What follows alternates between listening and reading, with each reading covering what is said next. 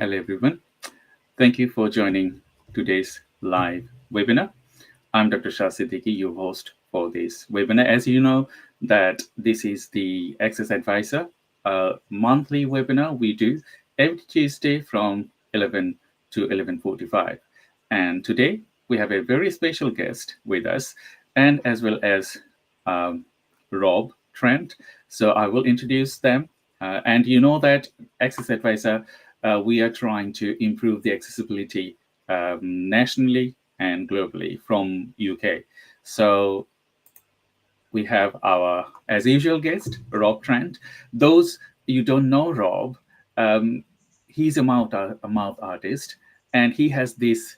He's the founder of the Access Advisor. Accessibility is a core thing. If you are disabled or you are less able people, without accessibility, it's very hard for us to go to a place and as well as spend time, quality time. So, Rob, thank you very much for joining today's live Pleasure. webinar. How are you today? I'm good, thank you. Yeah, it's a beautiful day at the moment, so looking forward to speaking with you and James as well. Thank you, Rob. So before I add James to the live, could you please give a little bit of introduction about you and Access Advisor? Well, Access Advisor is a business that is all about working alongside other disabled people. It's really about creating information about accessible places and not so accessible places. And we started with the website. And very briefly, I'm going to cut a long story very short. We've been working with HeX Productions and James for some years now, and they've been very supportive in what we're trying to do. And we'll uncover some of that as we go on a bit later. But the story is that we're grateful to HeX Productions for their work and everything they do in helping us, and I think they get accessibility as much as we do. So to me, it's a partnership made in heaven. Thank you, Rob. And to all our viewers, I just wanted to add you a very core message here. We're going to be bringing all our uh, collaborators as well as all our supporters part by part in next few months. And if you wanted to support us with a sponsorship package, feel free to contact Rob Trent or me, and we will go through with what you will get in terms of the support and as well as what we would cover. And Raw, we have a YouTube channels. It's more than 600 followers. We have a Facebook page that is now nearly 1,000 members. So with our sponsorship package, it will help us to extend our reach to greater market and as well as develop certain things for accessibility and all other things. So if you are watching this live, feel free to contact us, and we need your support specifically to grow this conversation to the next level. So I will add James now. So James Hall from HeX Production, as Rob discussed about you, the way you are supporting Access Advisor. Thank you very much for joining today's live. How are you? I'm good, thank you. Thank you very much for inviting me. Yeah, thank you, James. So I wanted to ask you if you could give a little bit of brief introduction about you and HeX Production, what you do, and how you supporting local community or national, international community. Yeah, certainly. So since I was at school, I've been being a web developer or trying to create web services online. Started from my bedroom, worked my way up to be able to build HeX Productions as it is today.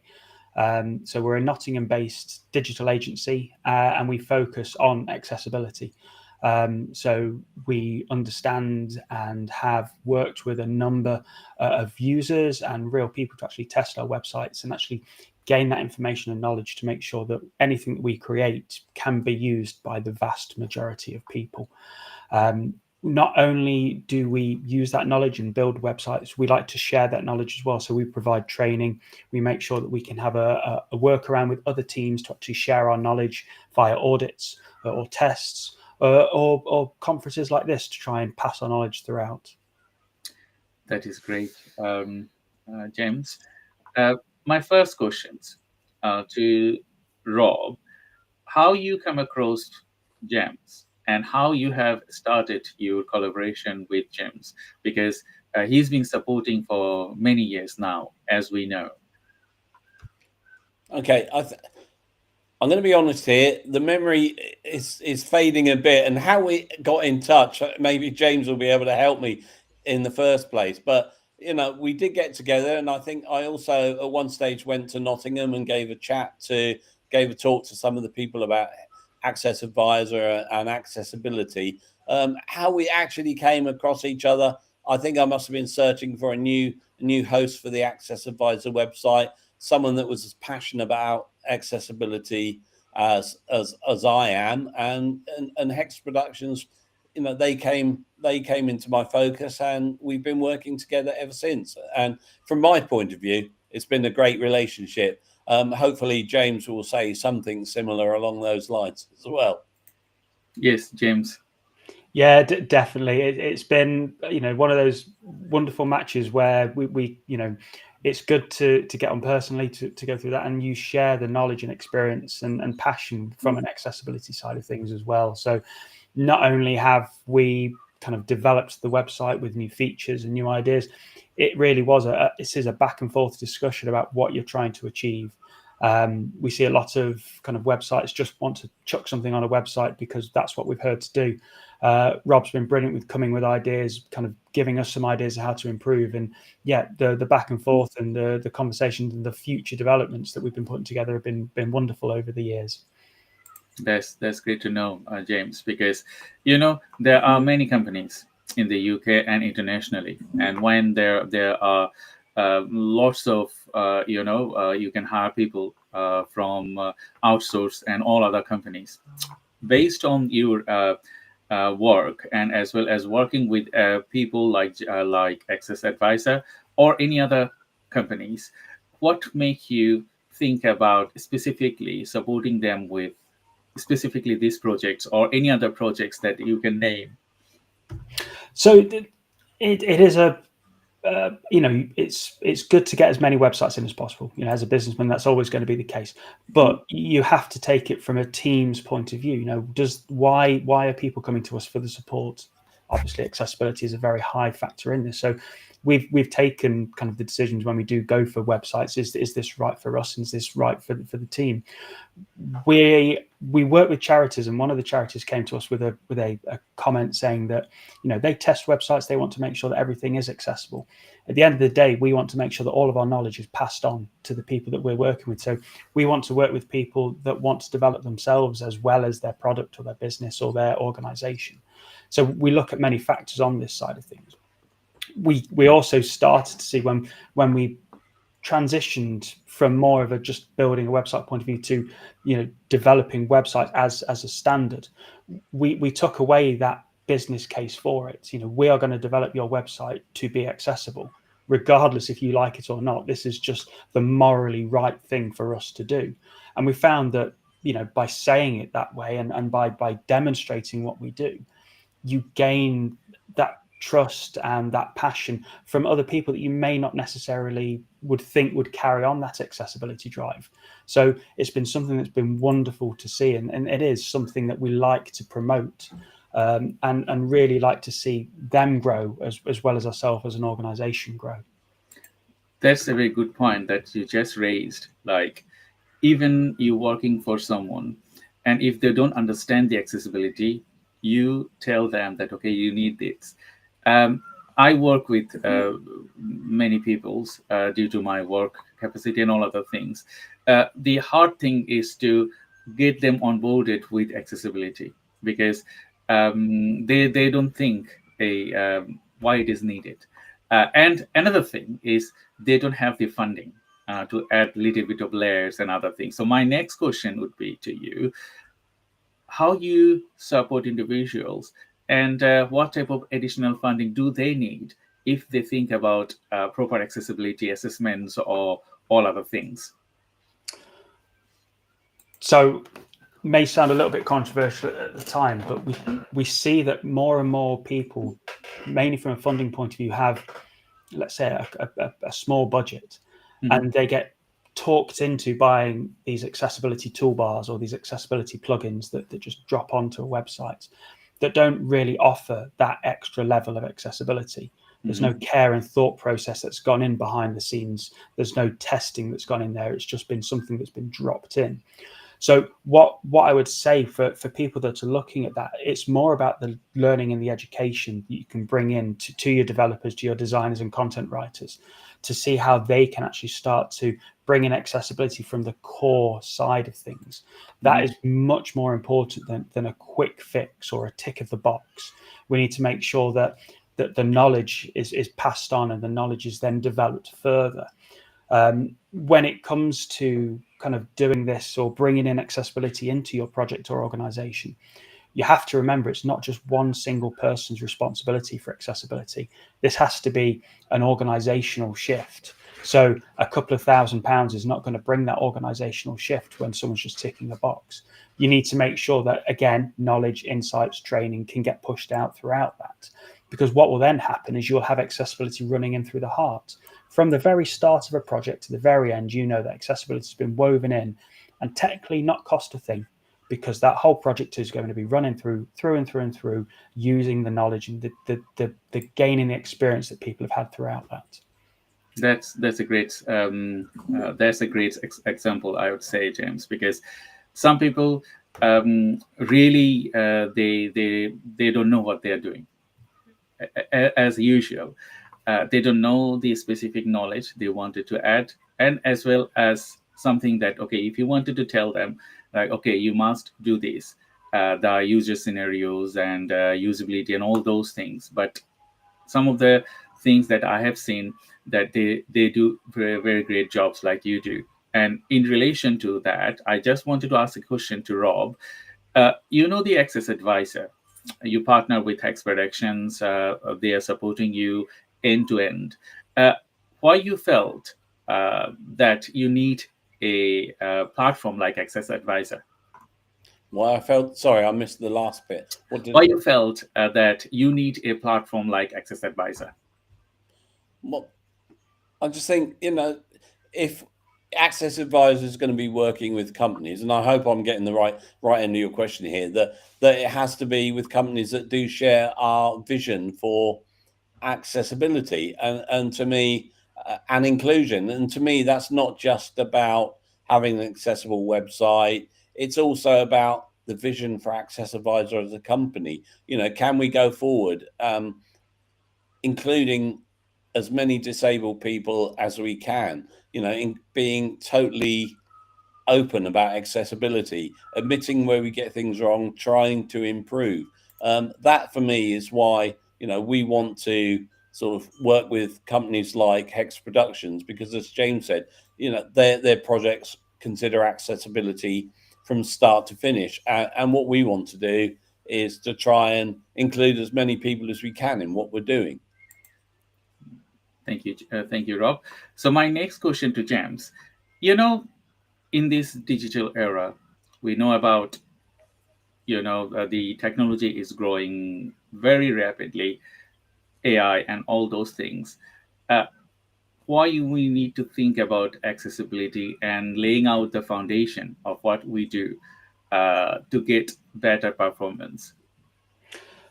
So I feel like I'm going to go over myself again, so I do apologize. But it is knowledge is the big one. So it is finding out what other people are doing. So competitor analysis, seeing how people are actually performing in different ways, real world testing. You can't be accessible by just using an automated tool.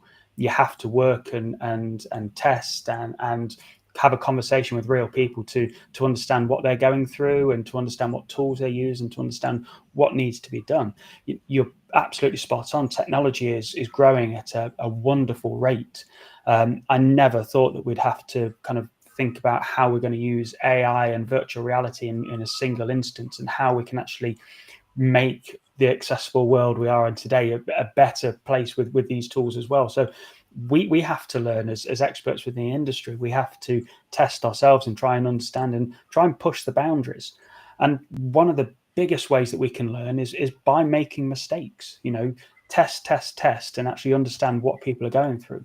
One of the key memories that I've got is one of my first ever web jobs within a local authority.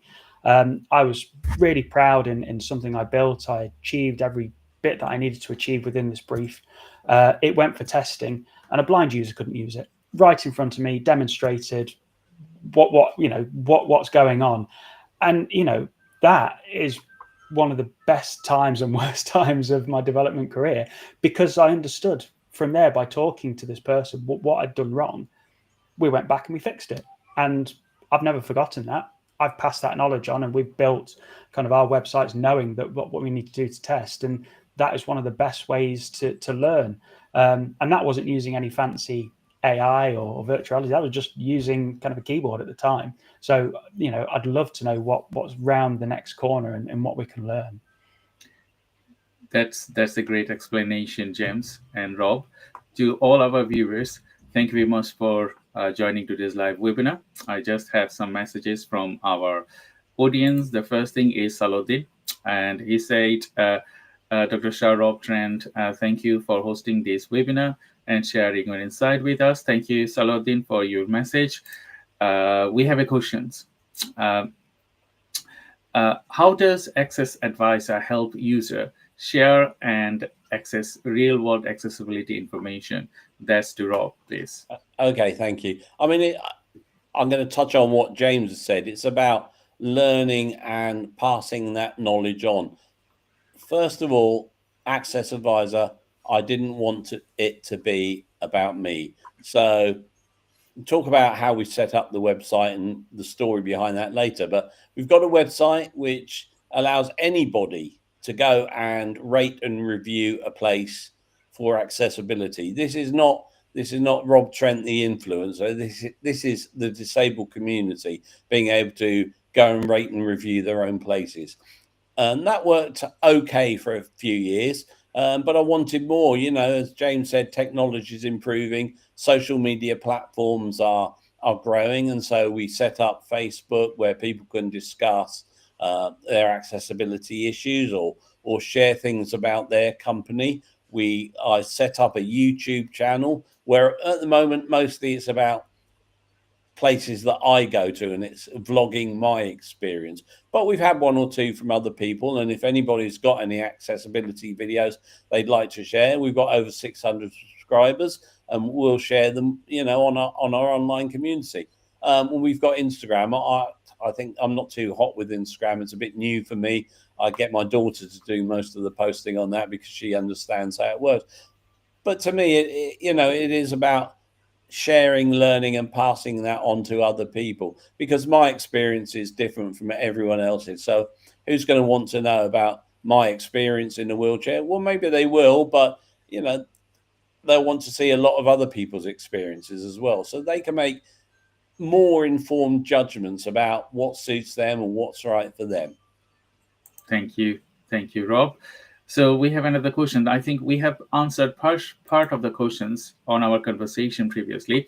I wanted to ask James, what inspired you to come up with the idea of HeX Production? Is there any story that you wanted to share with our audience? So I think it's been something that's always been a passion. It's something that I've done since school, and I think it's something that evolves. So at the time you want to make either a fast website, or you want to, back in the day, make a flashy website that moved all over the place. But then when you actually kind of mature, you grow up, and you understand what you need to achieve, that's when certain things like the usability comes into play, and then therefore how accessibility is working. So you understand real world scenarios. And we've been very lucky to be working with either the higher education sector, university sector, or the NHS and the health sector, people that require accessible websites to get the information they need, to actually work with people that have had problems in the past to accessing the information because a company, an organization has not been able to make that content available for them, and to then sit down as a team and come up with an idea or a way of doing something will spur on the next idea and the slight evolution of HeX. So there'll always be a new way that we're looking to improve and change. And if we're just standing still, then essentially we're going backwards in what we're doing. Yeah, I'd like to come in on that as well. Mhm. And what inspired me was like 40 odd years of frustration at accessibility about everywhere. And luckily, I work for a company, a mapping company, which asks for ideas for the best way to use their maps. And I suggested Accessadvisr, and that's how it grew. So I think they back me. They back me in developing the website, and we've gone on and grown it from there. So that's what inspired me, a passion, a lived experience, I guess you could call it. Mhm. So, my next question to Rob, you know, we work together now. I joined this year with you, and you are working with James many years now. Uh, what are the core struggles you faced previously, or you're facing now, to get to the right audience and as well as get to the right company to support you with this work? The struggle is, as you just said, engagement, really. I think it's hard. We've been a very small business now for a long time. And I've been doing it on my own, with James helping with the website, but I've been trying to run it all the other bits and bobs on my own. And one of the biggest challenges is trying to get out there, trying to make people what we're doing, because I want it to grow into a sustainable business that employs mostly disabled people, is run by disabled people, owned by disabled people. I want this company to be there for disabled people. And my challenge there, therefore, is trying to raise funds to make improvements. We're coming up with the old chicken and egg.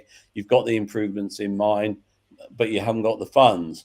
You can't get the funds if you don't make the improvements. So it's always a really tricky balance, and trying to grow organically as we go. And I want someone in the end to take over from me, because I'm over pension age now, and one day I want this company to be owned and run by someone else. Thank you, Rob. I have a next questions. Uh, what are the biggest challenge businesses face when implementing accessibility practice? This is to James. I think buy-in is a big one. You need, it's great to have a one person or a team championing this, but you need to have buy-in throughout the whole organization. So making sure that you can try and find ways to allow people to bring that in. Yeah, I don't like talking about money when it comes to accessibility, but at the end of the day, teams and organizations do need to bring that in. So if they can find some funding to allow them to go on some training, or have some audits, or to kind of re-evolve their sphere, then that's something that would really help them. But that only comes from the top.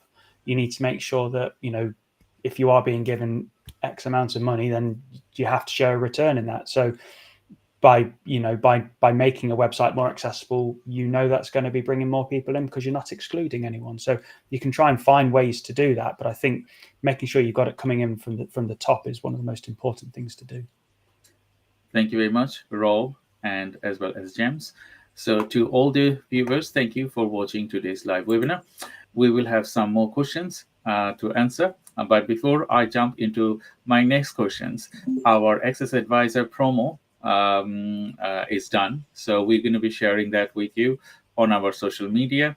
So, the main thing here is that we wanted to support people with disability. Doesn't matter they are in the UK or they are in the other parts of the world. Our main concern is to support accessibility whoever you are and wherever you go. So we need your support for us to continue grow these projects to the next levels. So we have some sponsorship package, and we are working with James to lay out the new site. So you will find our partner information, our sponsor information, and all those things. So we have good sponsorship packages for you to support us, because without that we will stuck in a place that we cannot go beyond our limits, because HeX Production, they are supporting us. uh, whatever resources they have, and we are being supported by other organization as well. But we need a wider community to support us in relation with donations, in relation with the sponsorship package to go to the next levels. So I will jump into my conversation again. uh, James, you know, you're supporting with you support Accessadvisr, you support other charitable organization as well. What motivated you to support this? Because supporting an organization is just like spending you or supporting them with your resources, and that also costs money. So what inspired you to support Rob or any other organization in the UK and elsewhere? It's believing in a cause, believing in a reason. So I'm very lucky. I can travel to football grounds and I can go to cafes and university buildings, and I don't have a problem or an accessibility requirement to get me from A to B. But then when you see how troublesome it can be, when you see the lack of support that you find in places, then it annoys you, it winds you up. And you know that, when you find that there is someone with such a passion because either they have been discriminated against or they have had an issue in getting from somewhere just to watch a football game, then you want to make sure that they can get their voice heard as far as possible. And this is one of the big things that Robin and ourselves kind of really believed in. It's something that technically it shouldn't be a website that we need to have. It should be everyone that should be able to get from A to B. But the reality is this isn't the case, and Rob's doing a fantastic job to do that. When it comes to other kind of charitable sources, again, it's a belief. You don't just do something because you want to do a quick free website. You do something because you believe in what you're doing. So Rob is one of the best kind of examples of something that we do in the relationship that we have, because as I say, this website shouldn't have to exist, but thankfully for Rob it does exist, and thankfully for the viewers and the people that are reviewing and actually getting the information, they can look at that before they even go somewhere and still then have a good time because they know it's going to be a very good place. Thank you, James. So my question to Rob: do you have any specific asks to the audience or businesses to grow this initiative to the next levels? Yeah, I think it's important that we try and reach out to organizations to see how we can help them. I mean, you mentioned the sponsorship packages, but I think it's important for those organizations to see that, connecting with a business that is truly focused on better accessibility. And I won't say perfect accessibility, because no such thing exists. We move on and things change and things get better and better. Where I was in terms of accessibility and my lived experience 40 years ago is so different from where I am today. But for those companies, I say give us a try, get in touch with us, see how we can help you, because there's no point in me just coming on here and saying, well, give us some money, but come and see how we can help you. At the moment, we're here and we're waiting to hear from you, and we want to see if we can help your company as well. Thank you very much. So my next questions to James: what technologies do you see shaping the future of accessibility in the next 5 to 10 years? The famous crystal ball question that's always there. So it's a very hard one, but because again it's growing so rapidly. So we said there's voice technology really coming to the front. AI is absolutely booming. It's definitely one of the biggest keywords at the moment that people are using. But then you've got immersive technology and virtual reality. They're becoming more of a mainstream. So what's having to happen now is more people are trying to actually understand how that's being used and what's happening. You've got tools. You've got consoles like the Xbox that are going above and beyond for accessibility. So there's so many different ways that we can see how that's being done. but at the end of the day, we need to make sure that the interface is working. So because they have all of these technologies, we need to try and test and understand how each one interacts with each other. We've always said that, at the end of the day, Google is a screen reader. It's making sure that your content's right. So I think making sure that whatever you're creating, making sure that your content and your information is easily understandable and can be consumed in different formats, then we can push that into the different devices, the different voice recognition tools that I'm not going to say in case it sets anyone's off in the room, things like that. We need to make sure that they can consume quite easily for you. Mm-hmm. That's great, James, because as an AI scientist, data scientist, I've been working with various AI projects and technology projects. So the technology is changing so fast. So if you're thinking something now, you need to think about when you implement your system, are that going to be outdated, isn't it?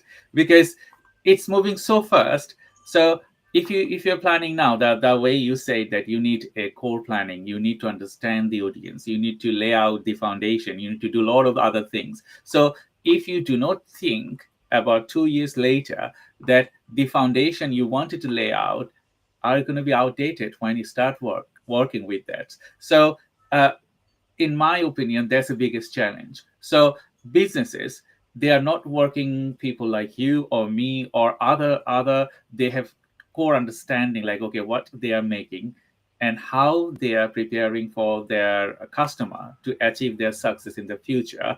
That will be a hard thing to do. What do you think, James?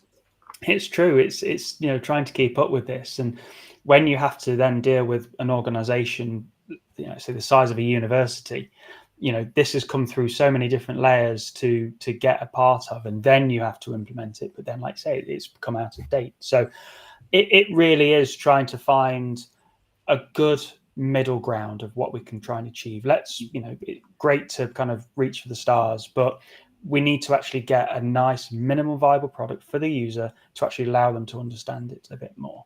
It's something that Rob believes in quite heavily. Let's get something out there so people can actually understand.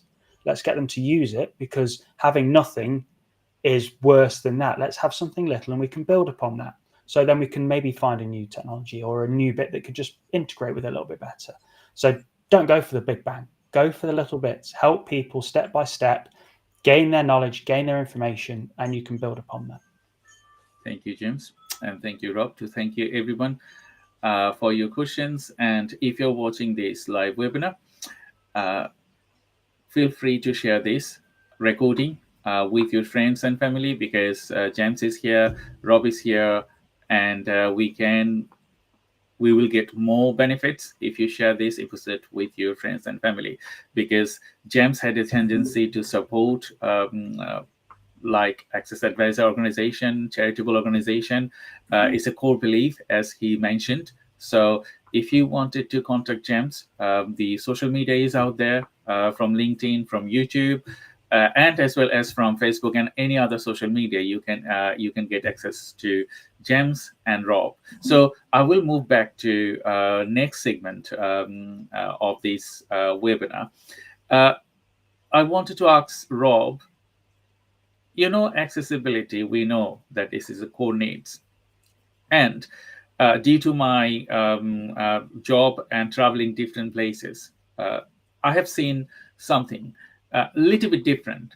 The need in the UK and the government and all other things, the legislation and everything is different than if I move back to like Asia. If I move back to any other places, I can share a story of my recent travel through China. Accessibility is there, but it's not actually shaped in a way that UK shaped the way. So what do you think, if Accessadvisr wanted to reach outer of the UK, how you wanted to change their perspectives and supporting people out there? Well, I think at the moment we have to start really small. We have the website, people can rate and review their places in countries anywhere in the world. So we're not just a UK-based website. We have the Facebook group where people can come and join from anywhere in the world. So that just makes the point, I think, that we can make small, very small differences around the world, and the more people we get from all over the world, the better. I think that's going to be the key thing. We want to grow, but we can't take on the world in one go. We're busy enough now just trying to deal with our changes here in the United Kingdom. But we will. Someone, I think there's a question there. What role does user-generated content play in making Accessadvisr impactful? Well, user generated content is basically keeping it real. It's not just me telling you as a powered wheelchair user that I can't get into this place. It's someone with a visual impairment or a neurodivergent disability, or who is neurodivergent, explaining how they do it. So user content is important. The more people we have that join us on this journey, the better. And I can't stress that enough. I don't want it to be about me. I want to move away one day and watch it grow and grow and grow. But the more people we have, the better it can be. And hopefully people can follow the links, wherever they are, and come and join Accessadvisr. Come and get our Facebook group over 1,000 subscribers. Get us up to 1,000 subscribers on YouTube, so we can start hopefully raising revenue through YouTube, through our content videos. I'm on a hard sell now, so I'll better stop, because it sounds like I'm just selling stuff. No, Rob, we need to sell things, because if you don't ask people, you don't get the support you required. So the more and more you ask people for support, among them someone will come and on board with you, like I did, like James did, and all other supporter of these Accessadvisr groups and channels. They are supporting, even with their sometimes they don't fund, but sometimes they extend our opinion to the greater levels. So one thing I wanted to ask to James, that I see questions regarding content, although accessibility and as well as website, um, uh, if you wanted to get to the greater audience, you need greater content. How important it is for anyone they're thinking about the future of websites or any application, uh, what they think about content planning and other things. Content is so important. You can make the best, most accessible website in the world, but content is something that could easily become inaccessible straight away, because you can essentially copy and paste from anywhere. So it's making sure that you take the care and the precision in writing the content and addressing your audience as you would, making sure it's the right tone of voice, making sure that it's easy to understand. Just to give you a couple of things, getting rid of kind of links that say click here or read more, because they don't have any context whatsoever. So making sure that you're creating engaging and accessible content is absolutely vital. We're really lucky at HeX. We've got a wonderful team to actually create that and make sure that they build that forward, and therefore can share it on the social channels. And making sure that you have a wealth of knowledge, it gives you a platform to demonstrate the knowledge and the information that you have, to share it with people. You're not just writing it as a computer, you're writing it towards users to allow them to understand and consume it a lot more. So be that blog and news content, or actually a service page, talk to them as a real user, talk to them as a real person, and they will be more engaged. They will more likely engage with you, and they will more likely have a conversation with you. Thank you, James. I have a next questions to Rob. Can you explain how accessibility benefits everyone, not just people with disability? I was think hoping you were going to ask that, because it really is important, because it touches on the point that what we're doing for disabled people does have a benefit. So let's take something as simple as an automatic door. That's brilliant. It stops people with people with in a powered wheelchair like myself who has no strength in their arms at all, it opens automatically. But you know what? It also opens for people who are carrying heavy luggage if they're going into a hotel from an airport. It helps people with prams and push chairs if they can't push the door open. Um, it's got so many advantages. So we're not just working for disabled people. We're seeking to try and improve accessibility for a wider community. It's just that we're using the lived experience of disabled people to do that. And I think that's a really important thing. So I'm doing it for myself. I'm not going to deny that. But what it's also doing is going to have an impact on other people. I just wanted to there was one question there: what can we do to support and advocate for accessibility? Well, just share this live link. Think about accessibility. I know it's difficult if you haven't got that lived experience. It won't always come to being able to support and advocate. But think about it and talk about accessibility wherever you are. Try and reach out to people that may not understand the issues of accessibility, and spread the word in your community. Thank you, Rob. And James, thank you very much for joining today's live webinar. And I also thank all the audience.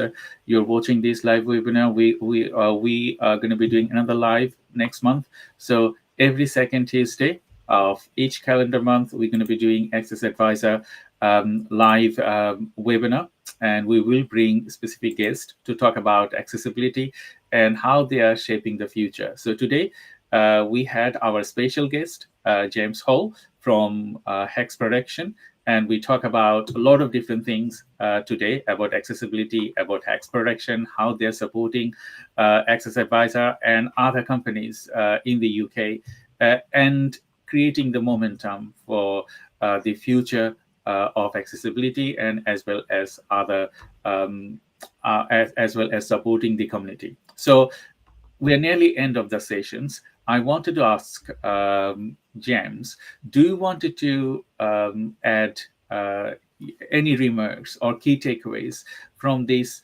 live webinar to the audience? I think key takeaways will be, expand on what we've learned today. Let's expand on what we're learning before. Let's go and talk to people, talk to real people, trying to understand what we need to do, and push forward the education, push forward the advocacy for accessibility as far as we can. If we find that there's a blocking point, let's talk to the community. Let's find a way around it, just like Rob's doing with Accessadvisr. Let's talk. Let's try challenge this together, because accessibility is not just one person. It is everyone trying to achieve this. Thank you, James. Rob, as usual, if you wanted to add anything, key takeaways for the audience. I can always find something to add. Firstly, before I touch on the key takeaways, there's a question about technologies shaping the future of accessibility, and James has already touched on it, but I'll give you a real life example. James mentioned voice control. I'm down here in my art studio. I have an easel which was made for me by a company called Remat, which I can voice control to move up and down and left and right using the A word. I won't say it because it might start moving everything. I've got the air conditioner which works on the same voice control. So voice control is important. And I see AI as important. I don't know how, because I don't really use it, but I'm sure there are people out there in the accessibility world like James who will be using AI and virtual reality. Coming back, my key takeaway, I think, is just to say thank you to James and HeX Productions for everything they've done for Accessadvisr. We've been through numerous iterations. We've come to HeX Productions now, and they've supported us for a number of years, and they've helped us grow, and they're continuing to help us grow.